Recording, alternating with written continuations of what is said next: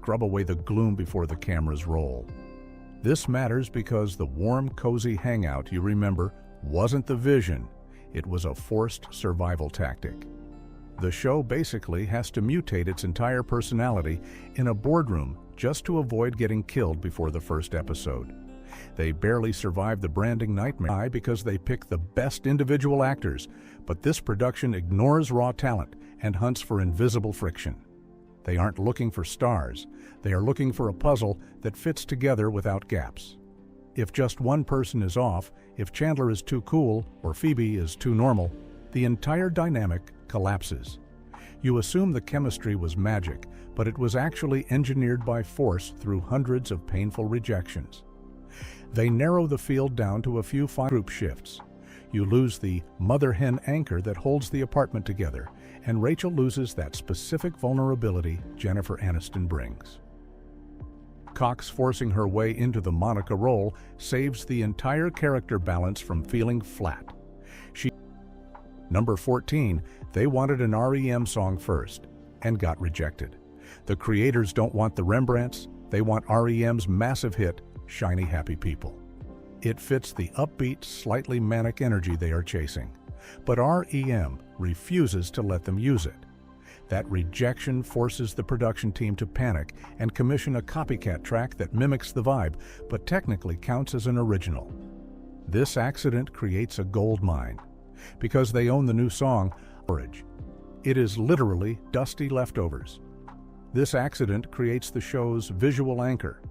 The color is weird enough to pop against the background, but the shape forces the actors to sit close together, creating physical intimacy. A stiff, modern couch would have kept them apart. This piece of junk forces their director James Burrows looks at these 6 broke actors and knows their lives are about to implode. He flies them to Las Vegas and hands them $200 each. He takes them to dinner and says, "Look around, because this is the last time you will ever walk into a room without being hassled." It sounds like a movie scene, but it is a warning. He knows the fame machine is coming to eat them alive. That dinner is the funeral for their privacy. They have no idea what he means yet, but within months they can't even buy groceries without photographers swarming. The writers plan for Monica and Chandler to hook up in London as a cheap one-time shock. It is supposed to be a joke, but when the scene happens, the studio audience screams so loud and so long that the producers freeze. The reaction is too violent to ignore. They realize instantly that this isn't a fling, it's the future of the show. The raw noise from the crowd forces them to rewrite the entire season arc. They pivot from shock value to soulmates because the viewers demand it.